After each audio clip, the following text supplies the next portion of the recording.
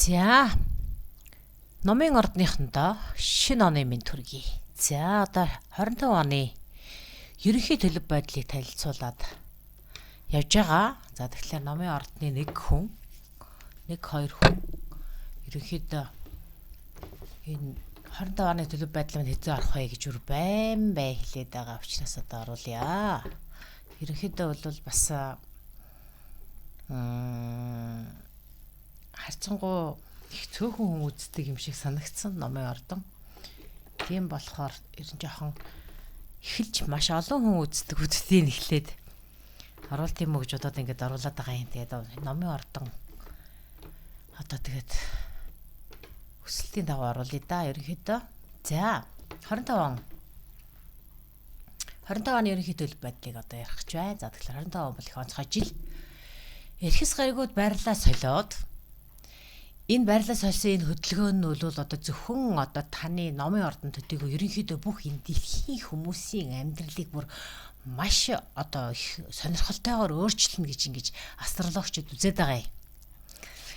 За тэгэхээр энэ маш одоо удаан хөдөлгөөнтэй гаригууд ингээ байрлалаа сольж гинэ гэдэг чинь бол одоо тэр эрхэс тэнгэрийн орнуудад бол одоо их одоо тийм маш их тийм хөдөлгөөн нүүдэл одоо содол хөдөлгөөн буужигнаа болж гин гэсэн үг байж тарах гэдэг юм л да. За тэгэхээр ерөнхийдөө хүн айл гэрч гэсэн нүүж ингээл нааш цаашаа байн нүүхээр л одоо жишээлбэл тэнд ямар их хөдөлгөөн, ямар их одоо бас ажил, ямар их одоо тайван бос байдал үүсдэг үлээ. Түүнтэй л бас нэгэн адил эрхэс тэнгэрийн оронд орж одоо өрнөж байгаа тэр гариг эрхсүүдийн хөдөлгөөн бол энэ одоо дэлхийн хүмүүн биднүүсийн амьдралд их өөрчлөлт бас оруулнаа гэж ингэж үзээд байгаа юм. За энэ бол ерөнхий төлөв. За таны хувьд бол номын ордныхны хувьд бол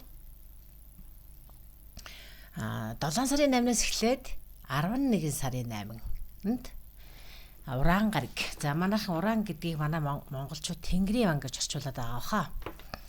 За энэ гариг таны 7 дугаар гэрт орох юм байна.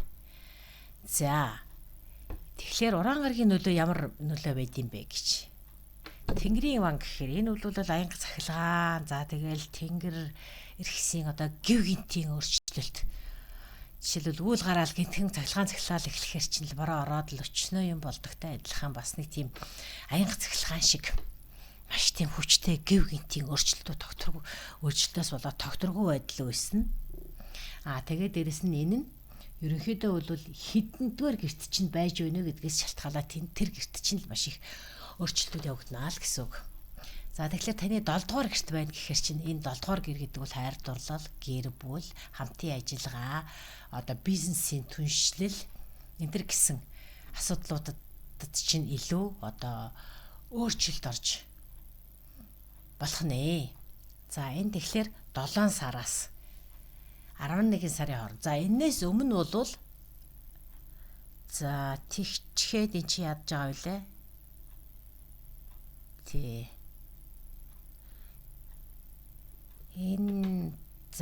Тэгээд тэр харилцааны асуудалт чи болоод бусад хүмүүстэй харилцах харилцаа. Энд л их өөрчлөлт орно гэж байгаа юм. За тэгээд 4 сарын 26-наас тэрнээс өмнө бол яг 5 6 юм уу ашгүй 7 8 аль нэг өөр нэг одоо гэрт байсан юм байна л да. Тийм учраас одоо 4 сард нэг орж ирээд буцаж гараад дахиад одоо 7 дугаар гэрлөө чинь буцаж орох гэх мэтэр ингэж шилжилт хөдөлгөөн нааш цаашаа явж хагаад тэгээд одоо 26 оноос эхлээд 26 оны 4 сараас эхлээд бүтэн шилжилт болно гэж. За шилжилт хөдөлгөөн болохын өмнө нааш цаашаа бас хөдөлгөөнд орж байгаа. За тэгэхээр аянга цахилгаан шиг одоо бүх юмны гинтийн өөрчлөлтийг илэрхийлдэг энэ гариг бол Тэнгэрийн ван гэдэг энэ гариг ерөнхийдөө ирээдүйг илэрхийлдэг. Ерөнхийдөө ирээдүйн одоо чих хандлага. Чи ер нь хаашаа чиглэж байгаа юм? Чиний ирээдүй аль замаар хаашаа урагшлах юм? Ялангуяа харилцааны тухайд тийм ээ. Гэх мэт асуудлыг чи хөндөх юм байна шүү. За тэгэхээр магадгүй энэ үед бол та эргэн тойронд чинь ингээд харилцааг хүрээ, найз нөхдийн хүрээ, гэр бүлийн хүрээ, ажил төрөл одоо түншийн харилцаа энэ бүх хүрээд чинь нэлээд өөрчлөлт орно. Өсөлт гарна илүү олон хүнтэй харилцдаг, илүү олон хүмүүстэй хамтардагч гэдэг юм уу те. За тэгээд мэдээж их өсөлт хөгжил болохын хажуугаар бас нэлээх үүмэн одоо жишээлбэл одоо тодорхойгүй тогтворгүй байдлууд энэ төр бас болох хандлагатай. Бүх зүйлийг сайн болно энэ төр гээд бас хэлээд байхаар хитрхи одоо жишээлбэл мөрөөдөөд хитрхи одоо жишээлбэл бас романтикаар бодоод бас явчихдаг тал байдаг учраас энэ бүхнийг аль аль нь л байх болно шүү гэдгийг бас анхаарах ёстой маа гэж хэлээд байт юм байлээ. За тэгээд их харьцахынхаа хүрээг юу зэрэгцээгээр хайр дурлалын асуудалд бол бас жоохон тийм холдох, хөндөрөх тийм байдал гарах нь гинэ л дээ. За тэрний ихлээс зарим нь бол одоо салах гэж шууд ойлгож бас болохгүй тийм ээ. За яг харилцаа одоо шилүү жоохон хүнд жоохон дарамттай хэцүү байсан бол магадгүй энэ харилцаа өөрчлөгдөнө гэж байгаа. Зүгээр хайр дурлалын доктортой харьцаад байгаад бол одоо шилбэл ямар нэгэн ажил төрөл гэдэг юм уу, товлолт гэдэг юм уу, амьдралын ямар нэгэн шалтгаанаас болоод тэр хайртай дуртай хүмүүс чинь жоохон хол байх. Нэг иймэрхүү бас ирж магадгүй гэсэн байна. За тэгээд дээрэс нь ураан гараг бол ер нь чөлөөлөлтийг хичээлээ. Ямар нэгэн зүйлд баригдаж уягдахгүй жишээлбэл ажил, гэр бүл, өр хөөхд одоо юу гэдгийг нэг ийм албан тушаал энэ төр гэсэн нэг иймэрхүү юмд баригдаж уягдаад энэ төр байхыг чинь бол одоо энэ ураан гараг чамд төсөл болгоод эрхчлөө олгоод өгч магадгүй гэж штэ.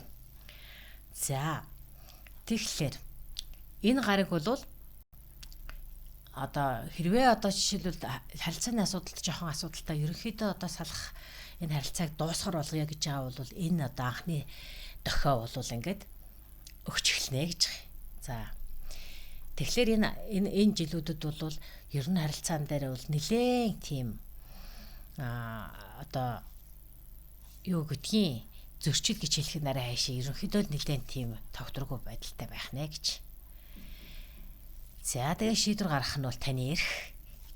Яаж одоо ямар хөө байдал тал руу өөрчлөх вэ гэдэг бол таны өөрийн нөхцөл байдал, амьдралын чинь одоо хэв маяг харилцааны чинь байдлаас шалтгаална гэж. За дараагийнх нь гараг бол бархас үд гараг. За бархас үд гараг мөн таны 7 дугаар гэрт. За бархас үд гэдэг бол одоо философи сэтгэлгээ одоо тийм одоо жишээлбэл хэрвээ гэр бүл гэх юм бол аав бол гэр бүлийнхаа өмг төшөг байдаг гэдэг шиг одоо дээрэс нь одоо тийм дандаа ивэх, өсөх, дэмжих энэ төр гэсэн иймэрхүү одоо зүйлүүдийг ивэдэг гэнэ л дээ. За тэгэхээр 7 дугаар гэрт ч ороод иж байгаа харилцааны гэр бүх төрлийн харилцааны гэрт энэ ивэлтэй гараг өсөх төвчгийг илэрхийлдэг гараг ороод ирнэ гэдэг чинь бол танд хэрвээ одоо гэр бүлийн харилцаа энэ үеийг хүртэл сайн байсан гэрлэх одоо бараалах зүйлүүд чинь хэвэн явагдчихсан бол энэ үед одоо жинхэнэ албан ёсны одоо хорим найраа хийгээд эхнэр нөхөр болох хөөхд төрөх энэ гэсэн сайн үйлсүүд сайн одоо дэвшилтэй сайхан мэдээнүүдийг бол энэ жил хүлээж болох нэ. За 6 сарын 11 хүртэл гэж ийшүү. За тэгээд дээрэс нь 6 сарын 10-наас хойш яах вэ гэхээр энэ бархасгад бариг таны 8 дугаар гэрт орчих юм байна. За 8 дугаар гэр гэхээрээ бол хамтын мөнгө байдаг. Гэр бүлийн чинь хүний, эхнэрийн чинь, нөхрийн чинь, хамтран амьдрагчийн чинь эсвэл одоо магадгүй бас төрөөс одоо танд өгдөг мөнгө. Магадгүй одоо тийм одоо тэтгэлэгч гэдэг юм уу одоо оюутан сурагчид байх юм бол одоо магадгүй одоо сайн одоо сурлагын сайн амжилт үзүүлснийхаа төлөө төрөөс тэтгэлэг авдаг ч юм уу нэг иймэрхүү боломжуудыг нээх үе ирнэ гэж байна. За энэ нь болохоор 16 сарын 10-наас хойш 8 дугаар гэрт орчоод 1 сарын 7 сарын 1 26 оны 7 сарын 1 хүртэл тэр 8 дугаар гэрт чинь байх юм байна. Тэгэхээр бол одоо 25 оны дундаас хойш 26 оны дунд үеийг хүртэл бол 8 дугаар гэрт үйл явдал өрнө гэж байна. За тэгээд 8 дугаар гэр нь зөвхөн одоо тийм санхүү мөнгө энэ төргээд ганцхан тэр одоо таатай зүйлийг илэрхийлж болохоос гадна бас жоохон тийм сэтгэл зүйн асуудлыг нэлээх бас хөнддөг. Магадгүй тэр үед одоо сэтгэл зүйн хувьд одоо жоохон дарамттай, стресс ихтэй байдаг ч юм уу. Аль эсвэл зүгээр л ерөөсөө магадгүй сэтгэл зүйн болон далд нууц мэдлэгийг та өөрөө сонирхож бас болно. Тийм ээ.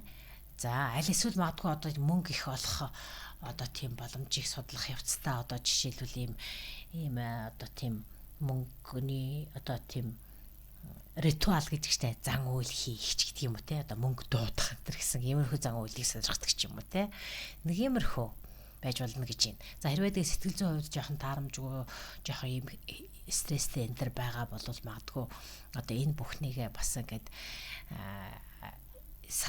илээсээ салах тийм одоо ердийн бус ийм далд нууц мэдлэг, эзотерик мэдлийн хүчээр одоо энэ бүхнээс салах энэ төр боломжийг хайх юм боломж гарна гин л дээ. Тэгэхээр одоо 6 сарын 10-наас хойш бол одоо хэрвээ ямар нэгэн байдлаар сэтгэл зүйн дарамттай, сэтгэл зүйн хувьд асуудалтай байсан бол энэ бүхнээс салах одоо тэр аргуудыг бас хайхад боломжтой үе гэж үзэж байгаа юм байна. За дээрэс нь яг энэ байрлалта таны одоо энэ 8 дугаар гэрт байгаа байрлалта 2013-14 оны үед байжээ гэж. Тэгэхээр 13-14-д 10-аас 11-12 жилийн өмнө шүү дээ, тийм үү? За тэгэхээр энэ үед л байсан юм байна. За тэгэхээр энэ үед тэр үед ямар байсан бэ гэдгийг бодоод үзчихээрэй гэсэн байна. За дээрэс нь тэр ураан гараг буюу Тэнгэрийн ван гарагийн тухайтад бол таны энэ гэртийн чинь бол их удаан хөдөлгөөнтэй гараг. Энэ бол таны гэрт орийн одоо баг магадгүй хэдэн жил юм дээ. Олон жилийн туршид бол таны байгаагүй гэсэн байна шүү. За дараагийн нэг гараг бол ангараг гараг. Улаануудын гарагч гэдэг, Марс гараг гэдэг бол улсын нэршил тийм ээ. За энэ танид бас 8 дугаар гэрт орж ирж байна. Тэнд чинь Бархасууд гараг байгаа штэ. Бархасууд гараг ивэж тэлдэг өсөлт хөгжилтийг дэмждэг энэ гараг байж байгаа үед дайнч амар хурц дайчин зоримог үйлдэлийг шаарддаг ийм одоо өрсөлдөөнч тэмцээнч ийм гараг ороод ирж байгаа юм байна. За гэхдээ энэ гараг өнгөрсөн оноос хойш ухрах хөдөлгөөнд байгаа. За энэ ухрах хөдөлгөөнд хэдийд хүртэл үргэлжлэх вэ гэхээр өнгөрсөн оны 12 сараас эхлээд одоо дөнгөж саяхан 12 сараас эхлээд 2 сарын 24-ний хүртэл ухрах хөдөлгөөнд байгаа. За ухрах хөдөлгөөнд байгаа үед бол мэдээж уучлаарай.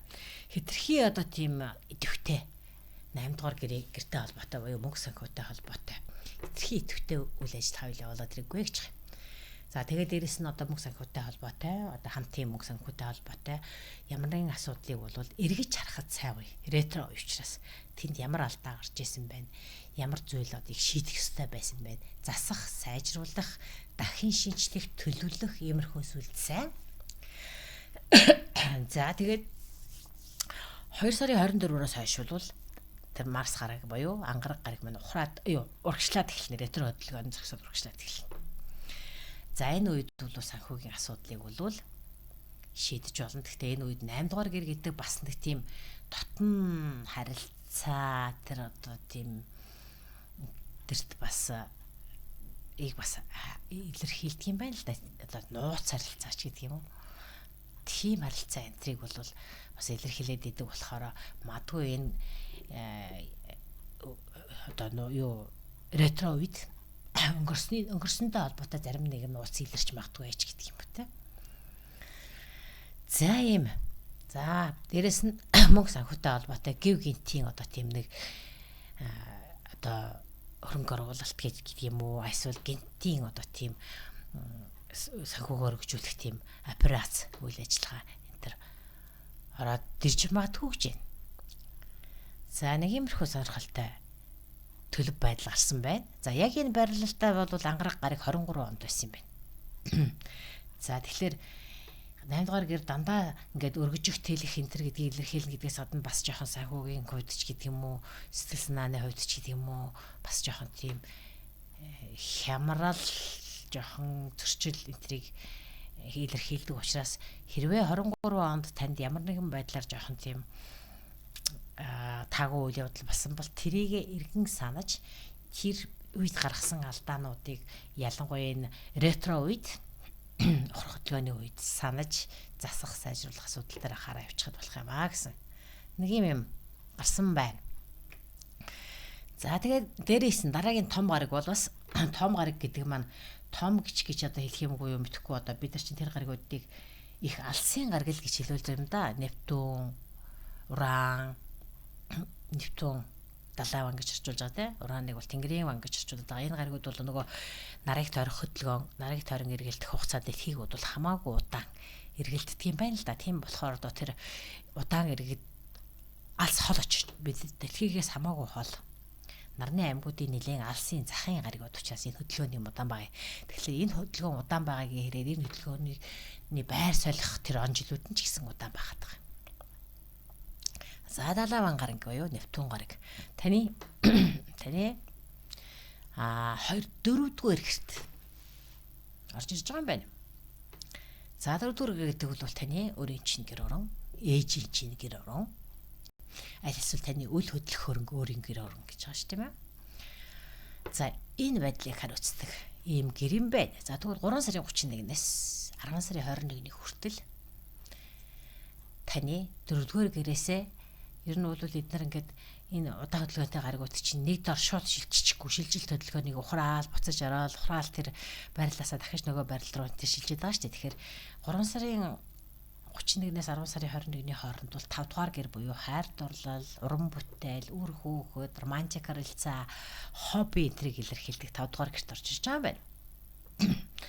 За тэгэхээр 3-аас 10 сарын хооронд бол одоо тэр хайр дурлалтай холбоотой элдв асуудлууд, харилцаанууд, эсвэл уран бүтээл, таны одоо хийх дуртай ажил, эсвэл үр хөөгдтэй ч холбоотой асуудал энтер хөндөгдөх нэ гэж ойлгож болно шүү. За дээрэс нь уран гариг бол зах хязгааргүй одоо боломж одоо тэгээд урам зориг тийм ээ одоо тэгээд дээрэс нь чамд ингээд нэг юм урам зориг өгсөн тийм нэг эрч хүч шин санаа орж ирэх тийм үү. За spiritual буюу одоо нөгөө оюун санааны тийм сүнслэг одоо мэдлэг мэдээллийг одоо гинтхэн одоо таньж мэдэх ухаарах олж харах иймэрхүү боломжуудыг бас илэрхийлдэг юм байна л да энэ далайван гараг маань Нептун гараг маань. За тэгэхээр энэ бүх үйл явдлууд бас идэвхжнэ л гэсэн үг. За магадгүй одоо тийм уран бүтээл гэдэгт бол зарим нэг хүн бичдэг хүн байх юм бол одоо тийм олон улсын сэтгүүлүүдийн хэвлүүлэгч гэдэг юм уу те одоо телевиз радиод ажилладаг бол олонний танил болох ч гэдэг юм уу. За нэг иймэрхүү. За тэгэхээр 5 дугаар гэрд орж байгаа болохоор бас тэнд ер нь бол суглаанд хожих ерөөхдөө бас 5 дугаар гэр мөнгө энэ төр гэсэн юм бас гарч ирдэг юм л та. Тийм болохоор суглаанд гинт хожиждаг ч юм уу те. Нэг иймэрхүү таатай юмнууд бас учирч болох нэ гэж ишөө.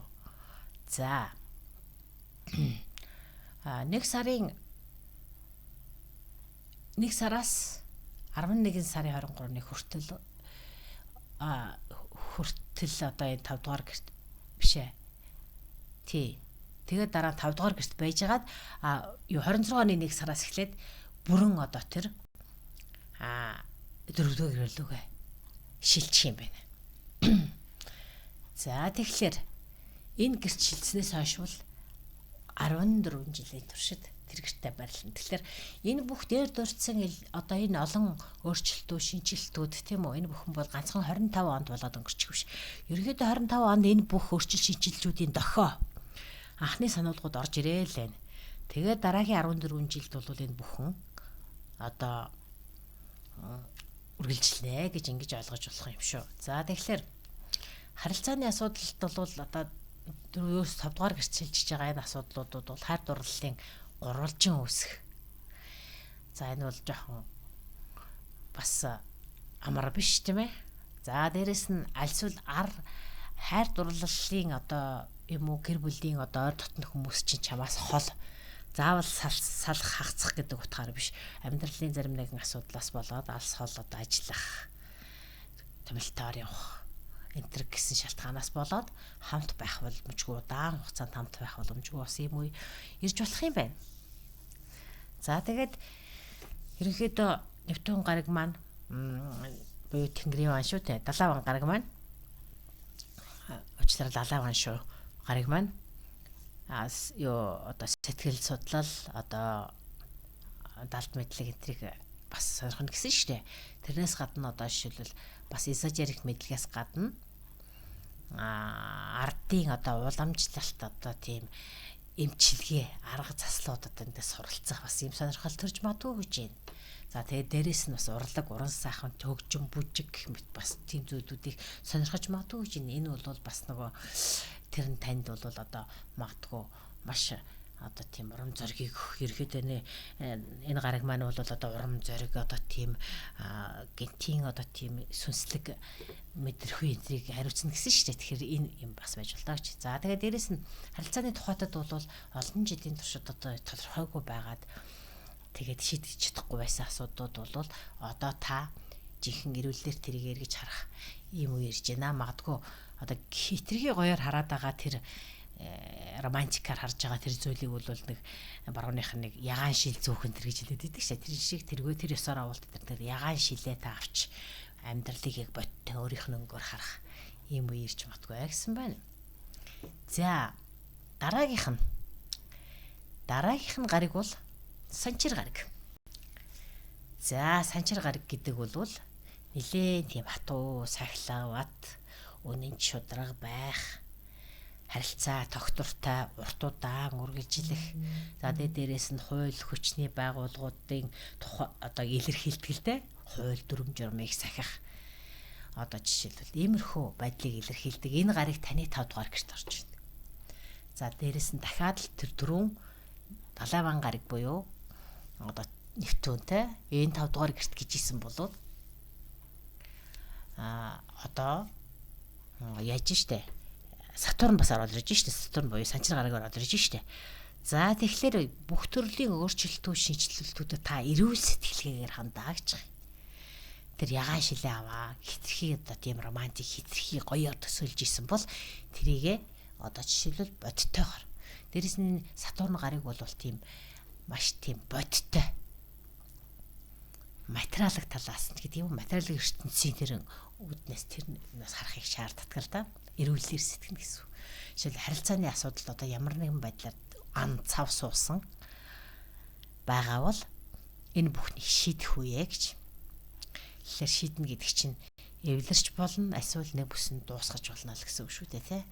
За тэгээд дээрээс нь 5 дугаар гэр бол хэрвээ дотн сайхан бат бих харилцаатай бол энэ үед гэр бүл болох дээрээс нь үр хүүхэд төрүүлэх энэ ийм боломжууд олдно. За тэгэхээр мэдээж бас л одоо санчир гарагийн хариуцлага шаарддаг энэ л ном ёсоор хэрвээ ээж аав болох юм бол үр хүүхдэд анхаарал хандуулах, ээж аав болсныхаа төлөө хариуцлагыг хүлээх энэ гэсэн ийм асуудал гарч ирнэ гэж. За энэ нь бол мэдээж магадгүй урт удаан хугацааны бат бэх харилцаа үүссэн бол энэ танд амьдралын аз жаргал баяр баясгалан авчирна гэж. За тэгээд 5-аас 9-р сарын хооронд энэ гарагт байж байгаа. Тэгээд 26 оноос таны одоо 5-аас 5 дугаар гэрээс 6 гэх юм уу аль нэгэн гэрлөө ингэ шийдэж явж байгаа 26 оноос эхлээд таны одоо энэ 5 дугаар гэрт 4-2 хооронд шилжиж явж байгаа байх л та. Тэгээд 2.5 жил. За Сатурн гариг бол харьцангуй одоо хурдан буюу 2.5-аас 3 жилийн хооронд байрлалаа сорилдог. Тэгэхээр 2.5 жилийн турш 26 оноос эхлээд таны амьдралд харилцааны бүх төрлийн харилцаа, хайр дурлал, романтик харилцаа, уран бүтээл, хобби энэ бүх салбаруудад чинь 2.5 жилийн туршид нөлөөлнө. За яг энэ байрлалта та нарын номын ордны яг одоо тэр 5 дугаар гэр гэдэг байрлалд хэдэн жилийн өмнө байсан бэ гэхээр энэ 29-30 жилийн өмнө яг энэ 5 дугаар гэрт байж.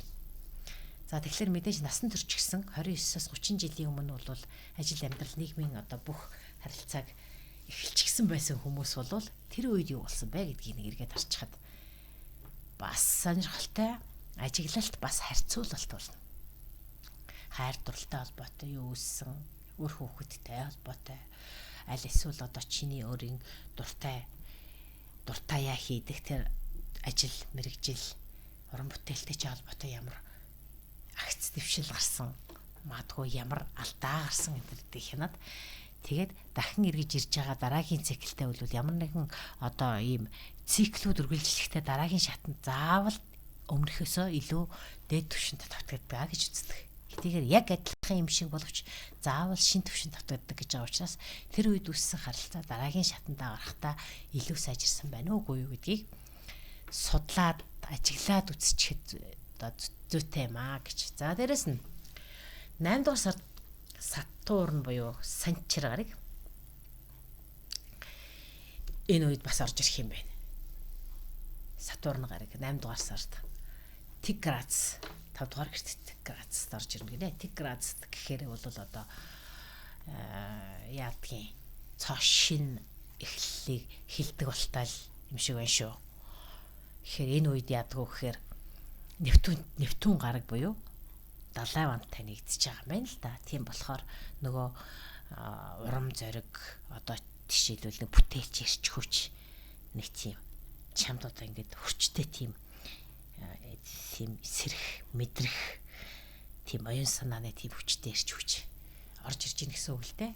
За тэгээд дээрээс Сатурн гарагийн нөлөө реалист буюу бодит байдал дээр тэрийг хэрэгжүүлэх, шинэ хүнтэй танилцах, шинэ ажил эхлэх, магадгүй шинэ хайр дурлал, шинэ хобби хөгжүүлж эхлэх юм боломж үйж гарч магадгүй гэж байна. За ингээд тухайн хүний сонирхол интерес шалтгаалаад өөр нэцтэй. За дараагийн гараг бол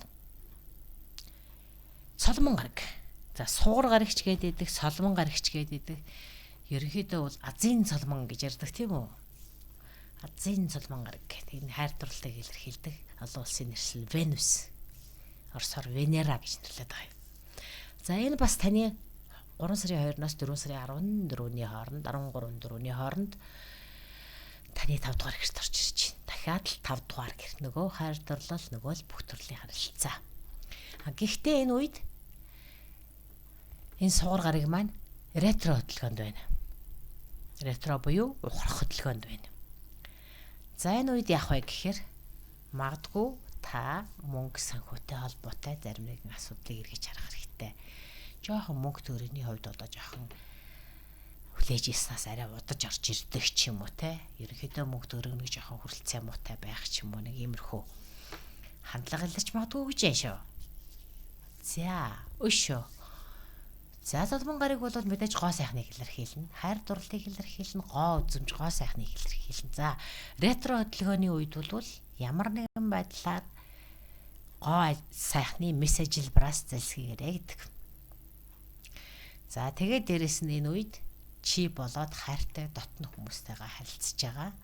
Энэ харилцаагаа дахин нэг эргэж харж, дахин нэг үнэлэх тэр ийм шаардлага гарч магадгүй гэж. За зарим нэгэн хүмүүсийн тухайтад бол хайр дурлалын болон одоо хамтын одоо бизнес эрхэлсэн ч гэдэг юм уу нэг иймэрхүү харилцаагаа эргэж хараад үнэхээр батмих байсан юм уу үгүй юу гэдгийг чинь бас сорих үе байж магадгүй гэж шүү. За тэгээд дээрэс нь ретро хөдөлгөөний бас нэгэн түгээмэл ажиглагдаг нэг зүйл бол өнгөрсөн харилцаа эргэж ирдэг. Магадгүй хуучин дурлалын чинь харилцаа эргэж ирэх юм уу? Эсвэл хуучин хамтрагч чинь түншүүт чинь эргэж холбогдож дахиж одоо санал тавих ч гэдэг юм уу? Эсвэл одоо та удаан жилийн туршид хийхгүй орчихсон хобби дуртай зүйлээ эргэж хиймээр санагдах. Энэ төр ийм боломжууд гарч магадгүй гэж. За яг энэ барилалтаа болвол энэ 5 дугаар гэрт бол 8 жилийн өмнө байсан байна таны. Номын ордны 8 жилийн өмнө яг энэ дээрх харилцаануудтай холбоотой ямар үйл явдал болсон бэ гэдгийг эргээ санчвал бас тэр үеих ямрын энэ удаагийнх ямрын юугаараа илүү юугаараа одоо жишээлбэл сул талтай байгаа бэ гэдгийг бас хараад шинжээд үзчих болно. Ерөнхийдөө энэ астрологи гэдэг үйл бол ерөнхийдөө ажиглалт штэ. Тэр үед би тийм алдаа гаргаж ирсэн. Тэр үед тэгж тийм тохиосон нь би тийм шийдвэр гаргачихсан чинь ингээд маш зөв байсан ч гэдэг юм. Эсвэл маш буруу шийдвэр байсан ч гэдэг юм уу. Ингээд одоо цэгнэж анализ хийхдээ ер нь хэрэгтэй байгаа шүү дээ энэ чинь. Түүнээс шолоод тэгэл амар далдыг хараал хэлээд байгаа юм ерөөсөө биш гэдгийг ойлгож байгаа. За 12 сар 12 сарын 1-ээс 12 сарын 25-ны хооронд бол Солон гарыг таны 1-р ихт орох нэ номынхан минь. За энэ үед номынхан бол одоо хамгийн гой зөвсөлтэй хамгийн сайхан байдлаараа өөрийгөө бусдад илэрхийлж таниулж бусад хүн таныг харахаас өөр аргагүй болох тийм л таатай үеэр их юм байна гэж. За дараагийн гариг бол Плутон. За Плутон гэдэг гариг бол таны 3 дугаар гэрт өнгөрсөн оны одоо 24 оны 12 сараас эхлээ 3 дугаар гэрт орж 3 дугаар гэр бол бусдад харилцаа. Таны дадал зуршил ах дүү одоо тийм одоо хамаатан садантайгаа харилцаа. Ерөнхийдөө бас дээрэс нь адилхан санаа бодолтой, адилхан зорилготой, адилхан хоббитэй тэр хүмүүстэйгээ харилцааг илэрхийлдэг. За тэгэхээр энэ харилцааны чинь энэ гэрт Плутон гарыг орж ирээд одоо бүтэн 20 жилийн туршид энэ гэрт байна гэж байна. За анх бол таны 2 өнгөрсөн жилүүдэд бол 2008 оноос эхлээд одоо энэ 25 оны ихэнх хүртэл таны 2 дугаар гэрт байж. За хэдийгээр Плутон гаргийг бол их мөнгө их одоо боломж гэж хэлдэг ч гэсэн энэ гэрүүдэд одоо гэрт бас заримдаа жишээлбэл ямар одоо санхүүгийн хувьд өөрчлөлт гарсан, ямар одоо шилжилт хөдөлгөөн болсон бэ, алдаа хэр байсан бэ энэ гэдгийг бас эргээд дүгнчихэд 2008 оноос юу болсон бэ гэдгийг л харчхад их зүгээр шүү. За тэгээд санхүүгийн буюу гэр бүл санхүүг яг чиний өөрийн чинь хөдөлмөрлөж авдаг тэр санхүү мөнгөний салбарыг орхиод одоо 3 дугаар гэрлөө шилжиж байна. Тэгэхээр энэ 3 дугаар гэр гэхээр харилцаа. Тэгээд шин танил, шин ажил мэргэжил эзэмшснээр одоо тэр мөнгө санхүүгийн байдал бас арай өөр байдлаар танд одоо нөлөөгөө үзүүлж эхэлнэ гэсэн нэг иймэрхүү там гарч байна. За тэгээд төгсгөлд нь бол бод гарагийн ухрах хөдөлгөөн байдаг. Бод гарагийн ухрах хөдөлгөөн бол жилдээ 3 удаа болдог. За өнгөрсөн онд бол номууд минь та нарын 1-р гэрт ухрах хөдөлгөөн болсон. 11 сарын 26-аас эхлээд 12 сарын 15-ны хүртэл бод гарагийн урах хөдөлгөөн болсон. За энэ онд дахиад 3 удаа урах хөдөлгөөн болно. Энийг бол тухайн үед нь яриад явчих гэж бодож байна. Тийм учраас энийг нэг их дурдахгүйгээр өөр бас нэг чухал сонирхолтой зүйлийг хэлчихье гэж. Энэ нь бол сарны урд ба хойд зангилаа буюу кармын зангилаа гэж хэлдэг. Хойдох одоо юу огтлцлыг раху, урдх огтлцлыг кето гэж нэрлэдэг. За монголчууд бол энийг бас мэднэ. Энэ ведийн зурхааны нэг чухал үзүүлэлт байдаг. Харин барууны зурхаад энийг бас сүүлийн үед нэлээд ярьдаг болчиход байгаа юм. Тэгэхээр энэ раху кето байрлалаа солих хугацаа бол бүхэл бүтэн 18 сарын туршид нэг байралтай байдаг. Бөгөөд 18 сар гэдэг бол 1.5 жил. 1 жил 6 сар гэсэн. За тэгэхээр энэ оны яг одоо 1 сарын 12-ноос раху таны 4-р гэрт орж ирж байна. Кето таны 10-р гэрт орж ирж байна. За 4-р гэр гэдэг бол өөрийн чин гэр орон, ээжийн чин гэр орон тийм ээ, үйл хөдлөх хөрөнгө дээрэс нь одоо гадаадад цагаачлах энэ төр гэсэн асуудал, нүүдэл, суудал энтрийг хариуцдаг энэ гэрт орж ирж байна. За энэ гэрт орж ирээд 1.5 жил буюу 18 сарын туршид байх нь шүү. Энэ бол маш чухал үзүүлэлт. За кето 10 дугаар гэр гэдэг бол таны амжилт, карьер, ажил төрөл. Дээрээс нь эн чинь аав гэдэг утгыг илэрхийлдэг гинэ. За тэгэхээр нэг сонирхолтой нь рахуг болохоор хойд одоо юу холбоос гэсэн үг. Энийг нь ирээдүй гэж хэлдэг. Тэгэхээр ирээдүйд ямар зүйл ирээдүйн үйл явдлыг зөгнөдөг болохоор энэ бүхэнд ямар үйл явдал болох вэ гэдгийг анхаарчих хэрэгтэй байна. За ингээд ерөнхийд нь бол энэ раху кето буюу кармын зангилаа гэдэг байгаа. Энэ сэдвэр бас нэг тусгай видео хий гэж байгаа учраас ингээд энэ хүрээд энэ удаагийнхаа номын ордны төлөв байдлыг ингээ өндөрлөе. Та бүхэнд хэрвээ таарч байвал энэ зурхайн одоо блогийг мань дэмжиж мэдээж лайк, share, subscribe хийгээрэй. Та бүхэнд амжилт хүсье. Баяртай.